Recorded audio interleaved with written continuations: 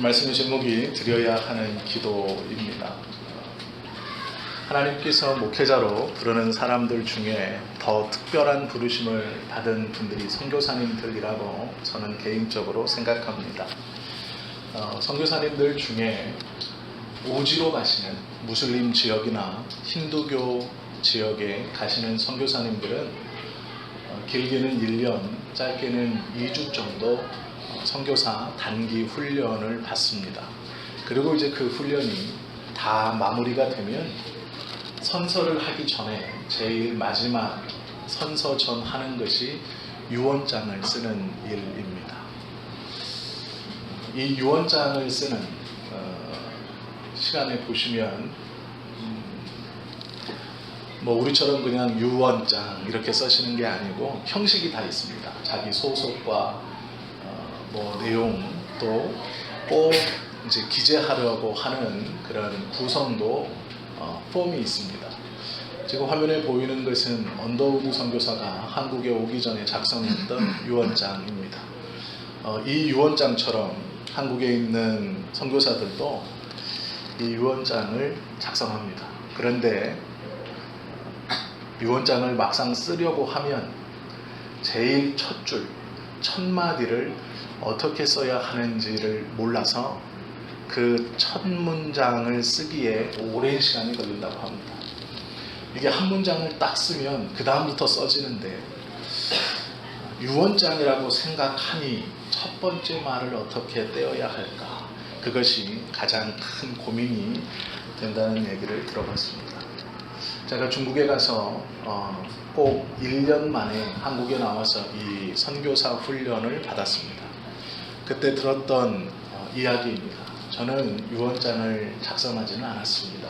중국이 생명의 위협을 느끼거나 그런 국가는 아니어서 유언장을 쓰진 않았지만 우리나라에 왔던 미국 선교부에 있었던 일이다라고 하면서 이야기를 해주신 것인데요.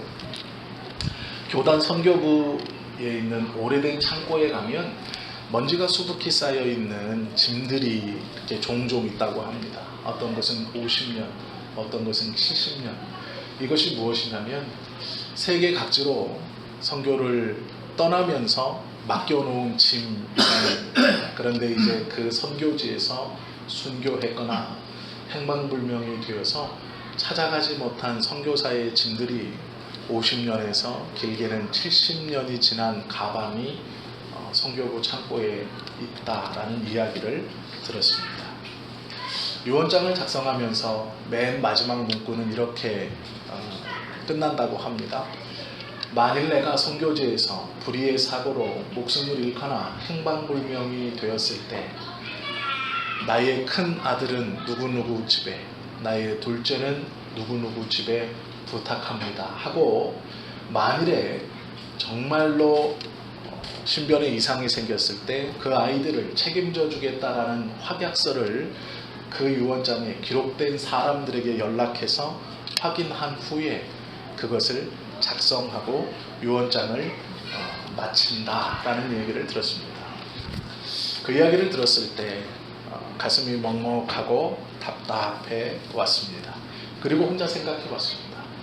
내가 유언장을 작성하진 않지만 나라면 유언장을 어떻게 쓸까? 무엇을 쓸까? 라고 했을 때 저 역시도 가장 고민이 첫 줄이었습니다. 이걸 어떻게 시작해야 되나?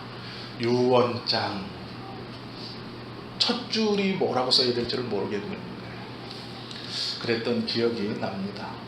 왜 제가 이 이야기를 하냐면 오늘 우리가 함께 보실 이 십자가에 달리시는 예수님의 모습 그리고 이 모습 가운데 우리가 신학적 상상력을 동원하여서 이 현장에 한번 가볼 필요가 있습니다. 성경의 기록대로 예수님은 십자가에 달리셨죠. 우리는 조금만 손이 대어도 아플 것인데 대못을 가지고 양 손과 발목을 나무에 박았습니다. 오징어 말리듯이 몸을 쫙 펴서 박으면 그나마 나을 것인데 구부정하게 박아서 손에 힘을 주면 허리와 다리와 목이 고통스럽고 다리에 힘을 주면 마찬가지로 허리와 손과 목이 고통스럽도록, 즉 의식이 있는 마지막 순간까지 고통을 느끼며 죽어가도록 매단 것이 십자가입니다. 사람들은 예수님을 향해서 조롱하고 침을 뱉기도 했습니다. 신 포도주를 먹이며 뺨을 치기도 합니다. 가시관을 씌우고 조롱하기도 했습니다. 그리고 그 제일 마지막 그 머리 위에 유대인의 왕이라는 조롱의 패를 붙여 놓았습니다. 그리고 말하지요. 네가 정말 메시아이거든, 하나님이 선택한 자이거든, 너를 구원하여 십자가에서 내려오라. 다른 사람을 살렸듯 한번 뛰어내려 보아라. 마술사의 마술을 기다리는 사람들처럼 그렇게 예수님을 조롱했죠. 그때의 1000마디의 유언입니다. 종이에 쓰는 유언이 아니고 고통과 아픔 가운데 처음 말씀하셨던 유언의 1000마디가 오늘 본문 중 34절의 말씀이죠. 아버지, 저들을 사하여 주옵소서. 자기들이 하는 것을 알지 못함입니다. 라는 것이죠. 유언장의 첫 줄을 쓰는 것도 한참을 고민하고 써야 하는 것입니다.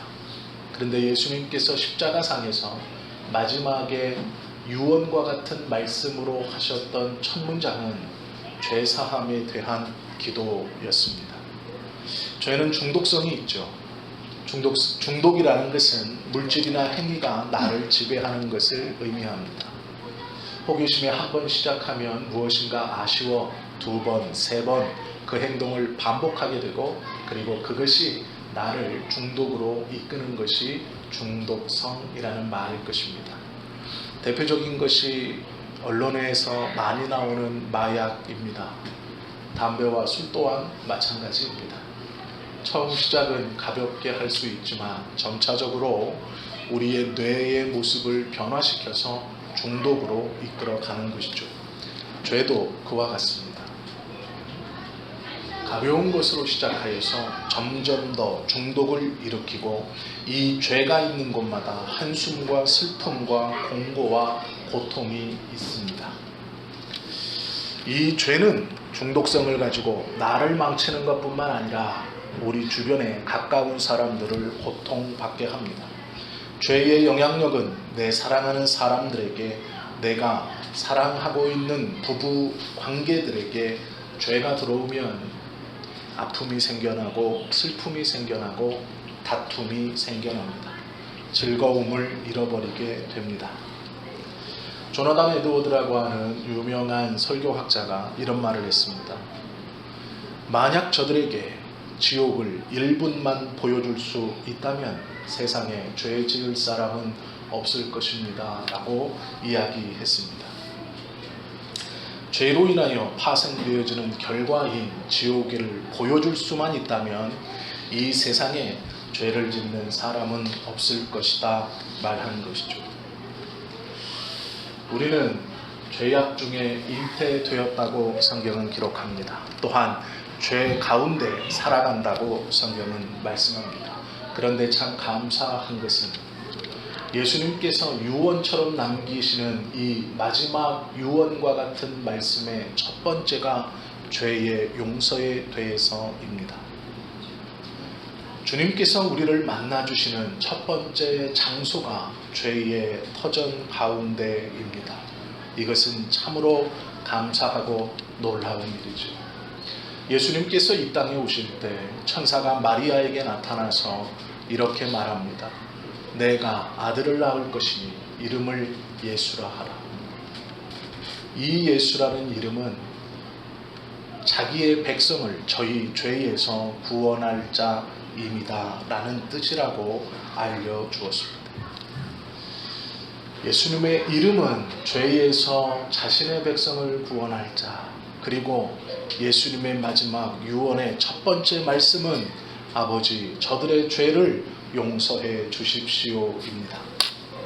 사람들은 좋은 것을 좋아하지, 즉 아름다운 것을 좋아하고 멋있는 것을 좋아하고 호화로운 것을 좋아합니다. 결코 불행이나 고통이나 아픔을 좋아하지 않죠. 주님께서 우리를 만나주신 자리도 기쁨의 자리이거나 감사의 자리이거나 영광의 자리라면 우리의 생각에는 좋겠지만 감사하게도 죄의 자리 가운데서 우리를 만나 주셨으니 더 큰 감사이며 다른 말로는 표현할 수 없어 그것을 은혜다라고 말하는 것이죠.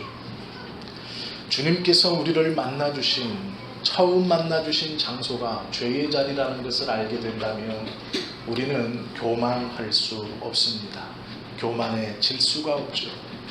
주님께서 나를 만나주신 장소가 죄악 가운데라면 그 어떤 사람도 내가 잘나서 주님을 붙들었다고 말할 수 없는 것이죠. 그 십자가를 지시면서 유언처럼 하셨던 첫 번째 말씀이 아버지여 저들의 죄를 용서하여 주옵소서입니다. 저들은 자기가 하는 일이 무엇인지를 알지 못합니다. 이 말을 풀면 만약 알았다면 저들은 그렇게 하지 않았을 것입니다 라는 말이죠. 이 기도를 유언처럼 하시기 전에 예수님께서 누가복음 6장 27절 28절에 이렇게 가르치셨죠. 너희 듣는 자에게 내가 이르노니 너희 원수를 사랑하며 너희를 미워하는 자를 선대하며 너희를 저주하는 자를 위하여 축복하며 너희를 모욕하는 자를 위하여 기도하라 가르쳐 주셨습니다.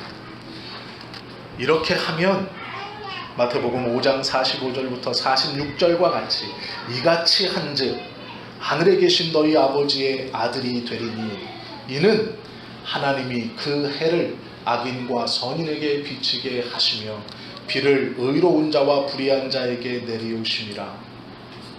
너희가 너희를 사랑하는 자를 선대하면 무슨 상이 있으리요 세리도 이와 같이 아니하느냐라고 가르쳐 주셨죠.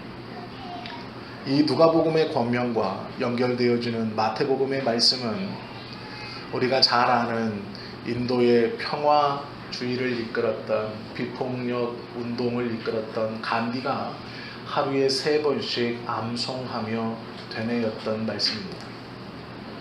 힌두교의 승려였던 간디가 자신의 힌두교의 경전인 리그베다를 읽기 전 3번씩 이 누가복음의 말씀과 마태복음의 말씀을 읽고 그 다음 리그베다를 읽으며 신의 뜻을 구했습니다.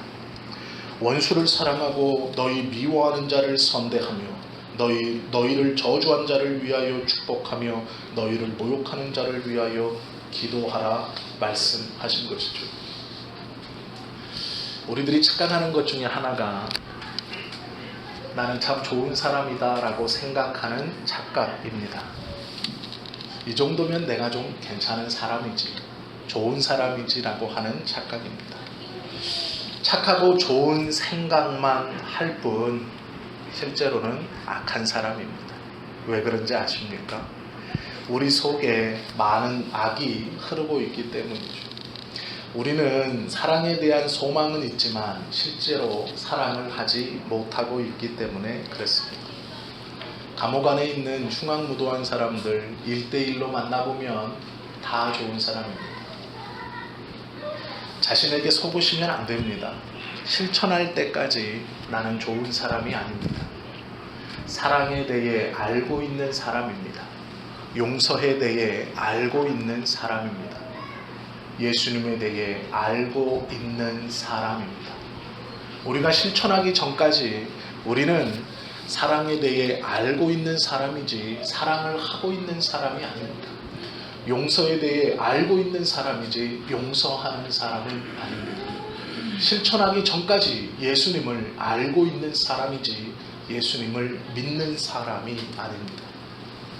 예수님께서 십자가 위에서 그 고통 가운데 기도하신 저들의 죄를 용서해 주십시오 라고 기도하는 것을 본받아 우리도 동일한 기도와 실천으로 살기 전까지는 예수님의 기도를 알고 있는 사람이지 예수님을 믿고 있는 사람이 아니다라는 것이죠. 하무라비 법전이라고 하는 가장 오래된 법전이라고 하는 곳에는 눈에는 눈, 이에는 이로 갚으라 라고 기록되어 있습니다. 하무라비 법전은 받은 것을 그대로 보복하라 라는 것이죠. 공자의 제자 중 자루라고 부르는 유명한 사람이 있습니다. 그 사람과 공자가 나눈 대화 중에 이런 얘기가 있습니다. 어느 날 자루가 스승인 공자에게 묻습니다. 선생님, 원수를 선대하는 것이 가합니까? 그때 공자가 대답합니다.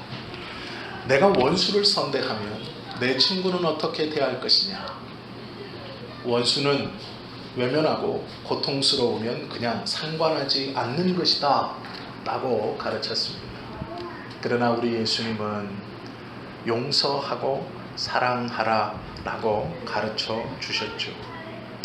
우리는 하무라비 법전에 나와 있는 눈에는 눈, 이에는 이로 갚는 것을 따르는 사람들이 아닙니다.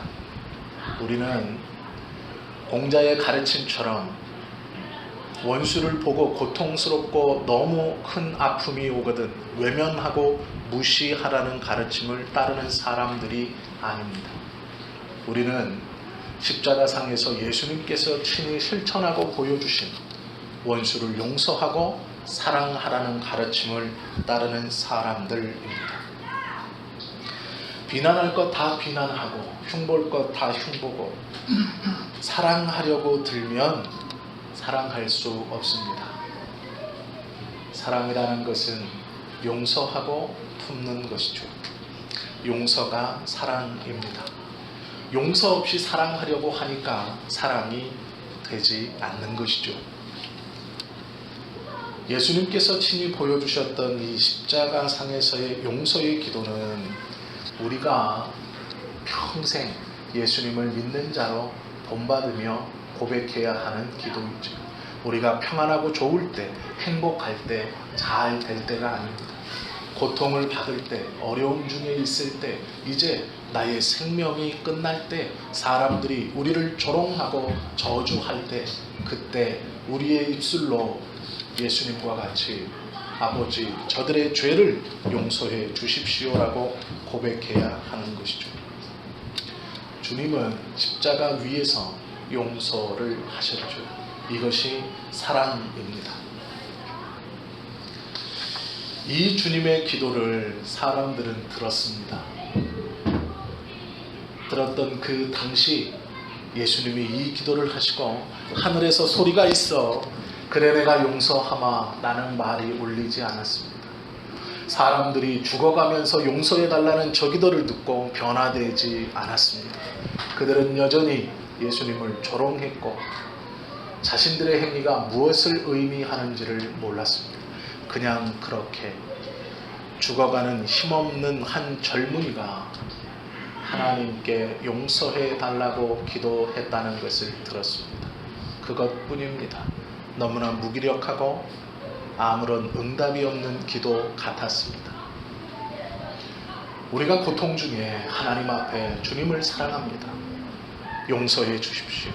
내 마음이 용서와 사랑을 실천하며 살겠습니다라고 다짐하는 그 기도가 아무런 응답 없이 끝나는 것 같지만 걱정하지 않으셔도 됩니다. 이 무의미하게 들렸던 기도는 약 50일 후에 베드로의 설교 가운데 열매로 나타납니다. 베드로가 사람들 앞에서 이렇게 외칩니다.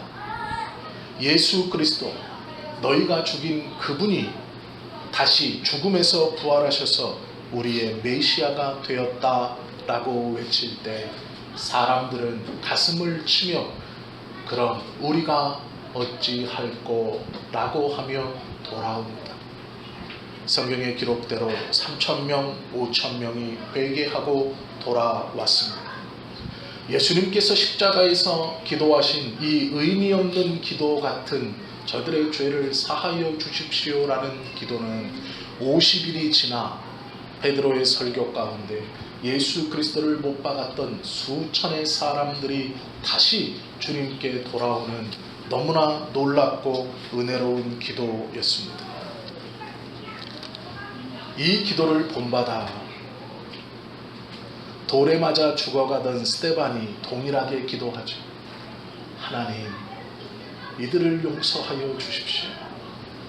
돌에 맞아 죽어가면서 그 고통과 그 비참함 속에 자신에게 돌을 던지는 한 민족이었던 이스라엘 백성들을 위해서 기도했던 이 스데반의 기도는 자신을 돌에 맞는 죽음에서 살리는 기도가 아니었습니다. 돌에 맞아 죽어가는 비참한 죽음 가운데 드리는 흡사, 주님이 고통 가운데 드렸던 십자가에서 드렸던 그 기도와 같은 것이죠. 그러나 이 스데반의 기도를 통하여 그 자리에 있었던 사울이 변화를 받아 바울이 됩니다. 복음을 전하게 되고 그 전함의 영향으로 우리도 이 시간 하나님을 믿게 되어 있습니다. 이 기도는 능력의 기도입니다. 이 기도는 악을 선으로 바꾸는 기도입니다. 이 기도는 미움을 용서로 바꾸는 기도입니다. 이 기도는 용서하고 사랑할 수 있게 하는 기도입니다. 자녀들을 놓고 눈물로 기도하는 부모님들이 계시다면 낙심하지 마십시오. 또한 나를 미워하는 일을 위하여 기도하고 계시다면 낙심하지 마십시오. 하나님께서 그 기도의 놀라운 열매를 곧 허락해 주실 것입니다. 우리의 마음을 묻고 있는 아픔과 힘듦과 고통의 사슬이 이 기도를 드림으로 풀려질 것입니다. 만나기 싫던 사람이 만나지게 될 것이고 듣기 싫었던 목소리가 들려지게 될 것입니다. 얼어붙었던 마음이 녹기 시작할 것입니다. 이 기도는 가장 능력 있는 기도입니다. 이 기도보다 더 위대한 것은 없습니다. 이 기도보다 더 확실하게 하나님의 뜻을 이루는 기도는 없을 것입니다. 십자가상에서 우리 주님께서 기도하셨던 아버지, 저들의 죄를 용서하여 주옵소서. 저들은 자기가 하는 일을 알지 못합니다라는 이 용서의 기도는 우리가 예수님을 아는 자가 아닌 예수님을 믿는 자로서의 표현과 증거가 될 기도입니다. 우리 모두의 입술에서 다른 이를 위하여 용서해 주십시오라는 기도와 죄 사함의 기도는 우리가 그리스도인으로 마땅히 고백하고 품고 살아가야 하는 기도입니다. 미워 견딜 수가 없는 사람을 위해서 기도하십시오. 아픔을 놓고 기도하십시오. 사건을 놓고 기도하십시오. 우리 아버지 앞에 기도하십시오. 예수님의 이 짧은 기도는 하나님의 보좌를 움직였고 스데반의 그 짧은 또한 작은 기도는 하나님의 역사를 이루어내는 출발이 되었습니다. 우리의 마음 가운데 어떠한 것이 있든 우리가 진정으로 이 예수님을 믿고 따르는 자로 저들의 죄를 용서해 주십시오. 그를 용서하고 사랑할 수 있도록 하나님 도와주십시오라고 기도한다면 그 작은 기도 가운데 우리 하나님께서 분명히 큰 응답과 은혜로 함께해 주실 것입니다. 이 은혜를 받아 누리시는 우리 모두가 되실 수 있기를 예수님의 이름으로 축원합니다. 기도하시겠습니다.